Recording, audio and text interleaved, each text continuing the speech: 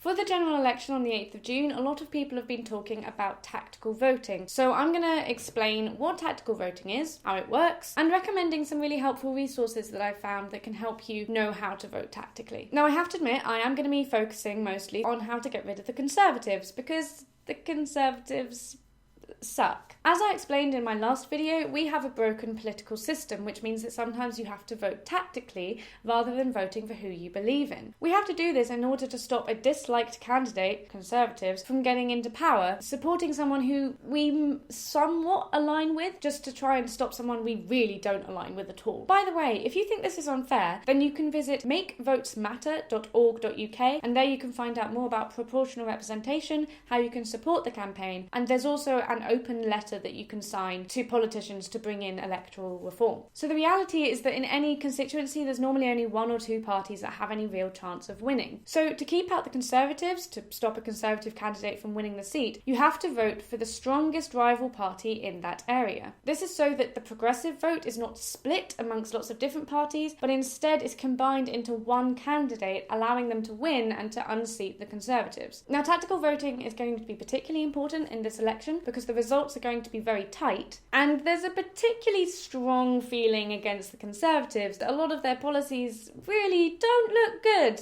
at all. But one of the biggest things is that they're going for a hard-line Brexit, so people are particularly keen to get the Conservatives out, so that in particular the Remainers still have their views expressed in Parliament. Luckily, lots of people are aware of the importance of tactical voting this time around, so some really lovely volunteers have created all these wonderful resources to make it really easy to vote tactically, and I'm going to recommend a few of them now. First up is a spreadsheet. I'll link it down below. This was one of the first ones to be circulated, so you've probably seen it already. I really like the spreadsheet because it doesn't just say who you should vote for to vote tactically, it also explains why. It also means that you can compare the different constituencies and sort of understand the whole system a bit better. It also allows for grey areas where it's not sure which one is the rival party, and it also says when it's safe to not vote tactically. So if a seat is, say, a safe Labour seat, then it's okay to vote for the party that you actually believe in because the Conservatives aren't going to win there, which is really nice to know as well. But with all that said, not only is the spreadsheet a little bit complicated to use, it's not kept up to date anymore. It has not got the most recent information. The same people created tactical2017.com. This is literally just a mobile-friendly version of the spreadsheet. It's much easier to use because you just put in your constituency and then it comes up with who you should vote for, and it's also kept up to date and has more recent information. However,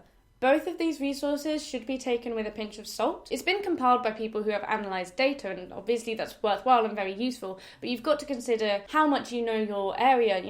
What do you feel is the general vibe? What are people generally looking to vote for in this election? Don't just blindly accept the results of the website. Now, I've spoken before about the importance of the youth vote in this election, and it's really important that the youth vote is as effective as possible. Luckily, a lot of young people are students, and students have a very particular way that they can use tactical voting. Students are able to register in two constituencies, their term time address and their home address. Now, if you're worrying because you didn't know this, don't panic, because if you had registered at home in a previous election, you might still be registered there. You can contact your local electoral office to find out. But do remember, you can register twice. You cannot vote twice. Do not try to vote twice. Very illegal. Bad. You will get in trouble. So if you are registered in the two constituencies, that means you can pick which one will be more worthwhile. So I'm going to use my two constituencies as an example just to make it easier to explain. My university constituency is a Labour safe seat. Labour is guaranteed to win there. By contrast, my home constituency is a Conservative safe seat. The same Conservative candidate has won there for 30 years, even though he's a completely out of touch idiot. He's homophobic, he's sexist, he's literally the worst person. I literally hate him so much. Why the fuck does he keep winning?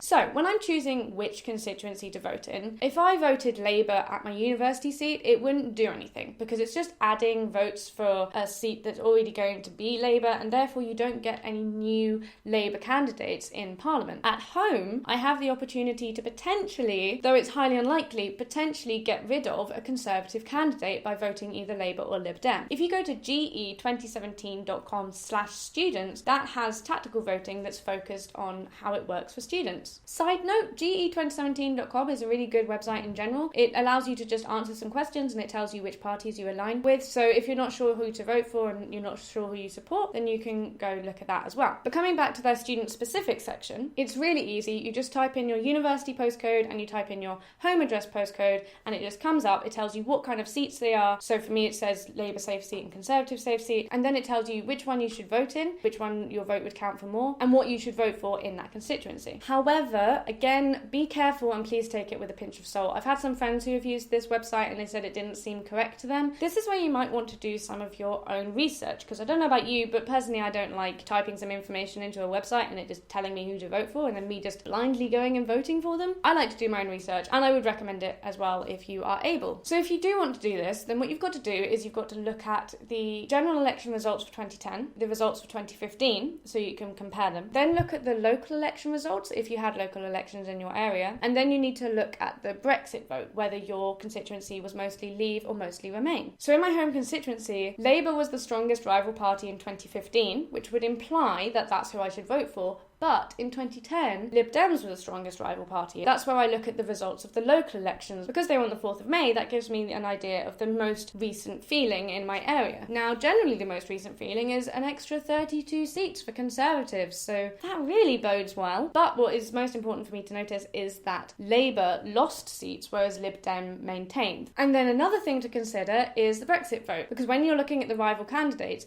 whether they're really pro or anti-Brexit, or like how anti-Brexit they are, whether they don't want it to happen at all or whether they just want to sort of make it work for our country, might affect whether people will vote for them. So my constituency voted Leave, but only by a tiny amount. I think it was the smallest majority in the entire country. That would imply I should vote for Labour, because the Lib Dem candidate in my area, anti-Brexit, doesn't want it to happen at all. So because my area is a Leave area, Labour would be a safer bet, because if anyone is not going to vote for Conservatives, they're more likely to vote for Labour. I hope that makes sense. However, because it's so close in my constituency, it's a bit of a toss-up and it's really hard to say. Essentially, I did all the research and I came to the conclusion that it's really hard to tell in my area and I have no idea. Now, Tactical 2017 recommends Labour. I'm probably going to go for that. I'm getting a general vibe that that's more likely to work in my area. And that's where the knowledge of your area comes in. You need to sort of look at, are there more Labour posters up? Are there more Lib Dem posters up? When you talk to people, what are people saying? What do you think that people are likely to vote for in your area? So I'm probably going to be voting for Labour at my home constituency. I support Labour in general, but I don't actually completely support the Labour candidate because of some of their policies to do with my area. It is really hard to vote for someone you don't believe in. But your choice is fairly simple. You either don't vote, which does nothing, or you protest vote, which is highly unlikely to do anything, or you vote for someone that you align somewhat with, or you vote for Conservatives who you don't align with at all. Seems like a pretty obvious choice to me. Now, tactical voting isn't going to work everywhere. Not every Conservative candidate is going to be unseated, but showing support for alternative candidates is just as important in future elections, because it means that party can say, hey, look,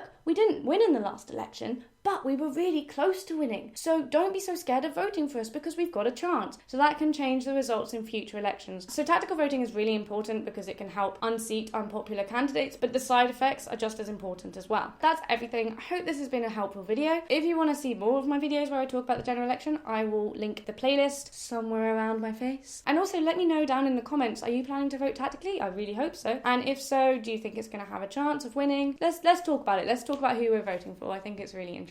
Cool. Thank you very much for watching and goodbye.